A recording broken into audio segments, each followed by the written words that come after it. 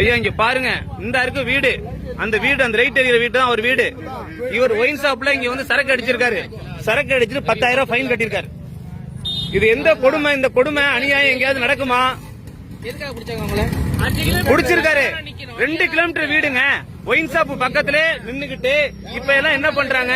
வாங்க, இப்ப எல்லாம் என்ன பண்றாங்க? இந்த மாதிரி வேனை எடுத்துக்கிறாங்க, கார் எடுத்துட்டு வந்துட்டு காவல்துறை லோக்கல்லே வந்து பணம் வசூல் பண்றாங்க. லோக்கல்லே வந்து வசூல் பண்றாங்க. முன்னாடி மெயின் ரோட்ல தான் வசூல் பண்ணுவாங்க, இப்ப லோக்கல்லே வசூல் பண்றாங்க. அப்ப குடிக்கிறவன் என்ன பண்ண? ஒயின் ஷாப் வாசல்ல நீ எதுக்கு ஃபைன் கட்டுற? ஒயின் ஷாப் இப்ப நாங்க கேட்கிறோம்னா கிளம்பி போறாங்க பாருங்க. நான் கேட்டோன்னே அவங்க கிளம்பி போறாங்க. நின்னு பதில் சொல்லணும்ல, பதில் சொல்ல மாட்டாங்க மக்கள். 7 பேரு, 7 போலீஸ் நின்னுட்டு குடிக்கிறவங்க எல்லாரையும் வீடியோ எடுக்கிறாங்க. ஒவ்வொருத்தட்டையும் 3000 ரூபாய், 10,000 ரூபாய், 5000. ஒயின் ஷாப் வாசல்ல எதுக்கு நீ வீடியோ எடுக்கிற?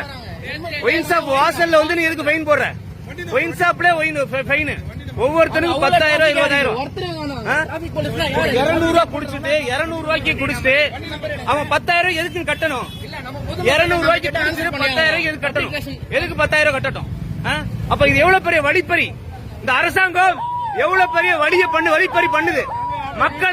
மக்களை மூளைக்கு மூளை ஒயின் ஷாப் ஓபன் பண்ணி, மூளைக்கு மூளை ஒயின் ஷாப் ஓபன் பண்ணி ஃபைன் கட்ட வைக்குது. இது எவ்வளவு பெரிய கொடுமை? நீ ஒயின் ஷாப்ப மூட மாட்ட. எவ்வளவு மக்கள் ஒயின் ஷாப்ப மூட மாட்ட? ஒயின் ஷாப் ஒதுக்கி வீது ஒயின் ஷாப் இருக்கு. அப்ப நீ வசூல் மட்டும் எப்படி பண்ற? 200 ரூபாய் சரக்கு அடிக்கிறான், 10,000 ரூபாய் யூனிஃபார்ம்ல இருந்து இப்ப கலெக்டர்ஸ்க்கு மாறிட்டாரு. 200 ரூபாய் கோட்டை குடிச்சு 10,000 ரூபாய் ஃபைன் கட்டான். எது வழிப்பறி? இது மக்கள் வழிப்பறி. எதுக்கு இவ்வளவு காசு? லோக்கல்ல எதுக்கு பிடிக்கிறீங்க? லோக்கல்ல எதுக்கு பிடிக்கிற